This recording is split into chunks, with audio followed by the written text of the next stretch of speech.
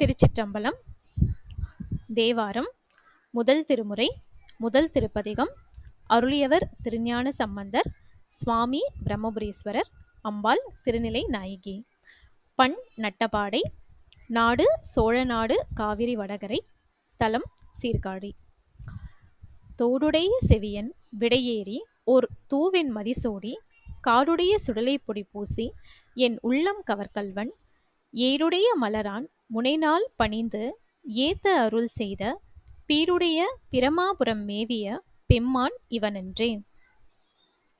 தோடுடைய செவியன் விடையேறி ஒரு தூவெண் மதிசூடி காடுடைய சுடலை பொடி பூசி என் உள்ளம் கவர்கல்வன் ஏருடைய மலரான் முனைநாட் பணிந்து ஏத்த அருள் செய்த பீருடைய பிரமாபுரம் மேவிய பெம்மான் இவனென்றே.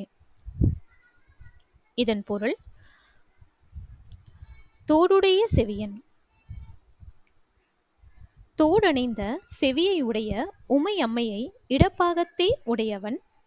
விடையேறி ஓர், நந்தியம் பெருமானாகிய விடை மீது ஏறி ஓர் தூவெண் மதிசூடி தூய்மையான வெண்மை நிறம் பொருந்திய கலங்கமில்லாத ஓர் பிறைமதியை சூடி காடுடைய சுடலை பொடி சுடுகாட்டில் விளைந்த சாம்பலை சுடலை பொடி பூசி சாம்பலை உடல் முழுவதும் பூசி என் உள்ளம் கவர்கல்வன், என் உள்ளத்தை கவர்ந்த கல்வன் ஏருடைய மலரான் முனைநாள் பணிந்து ஏத்த இதழ்களை உடைய தாமரை மலர் மீது அமர்ந்த பிரமன் இறைவனை முன்னை நாட்களில் பணிந்து வணங்க அருள் செய்த பீருடைய பிரமாபுரம் மேவிய பெம்மான் இவனன்றே.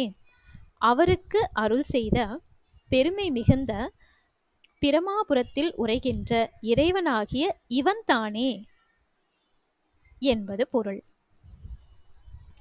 பதிக சூழல். சிவபாத இருதியருக்கும் பகவதியாருக்கும் வரம் வாங்கி குழந்தையாக பிறந்தவர் திருஞான சம்பந்தர். இறைவனிடம் வேண்ட அவர்களுக்கு பிறந்த குழந்தைதான் திருஞான சம்பந்தர். அவர் 3 வயது ஆகும் பொழுது சிவபாத இருதியர் அக்குழந்தையை கோயிலுக்கு அழைத்து செல்கிறார். அப்போது செல்லும் வழியில் ஒரு குளம் இருக்கிறது. அந்த குளத்தில் நீராடுவதற்காக சிவபாத இருதியர் தன் மகனான திருஞான சம்பந்தரை படித்துறையில் அமர்த்திவிட்டு செல்கிறார். அவர் சென்று நீராடி கொண்டிருக்கும் வேளையில் 3 வயது குழந்தையாகிய திருஞான சம்பந்தர் பசி எடுத்து வீறிட்டு அழுகிறார்.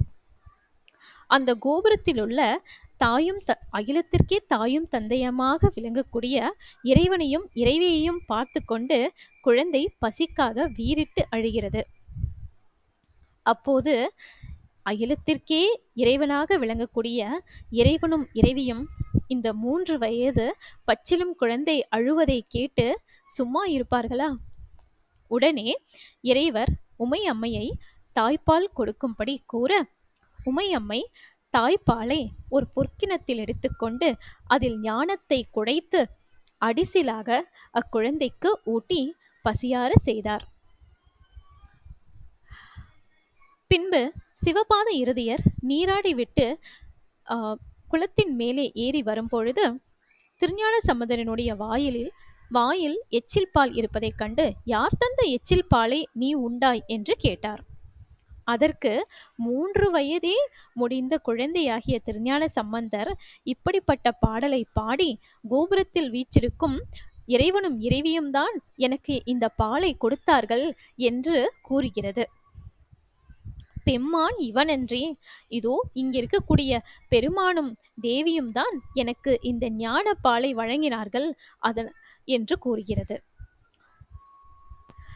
இதுவே பதிக சூழல். சைவ சமயர் குரவர்களாக திகழக்கூடிய திருஞான சம்பந்தர் பாடிய முதல் தேவார பாடல், அதுவும் 3 வயதில் பாடிய தேவாரம் என்பது இப்பதிகத்தினுடைய மிக சிறப்பானதாகும். இப்பதிகம் படிப்போருக்கும் கேட்போருக்கும் மிகவும் நன்மையே நடக்கும் என்பது அனுபவம். நன்றி. திருச்சிற்றம்பலம்.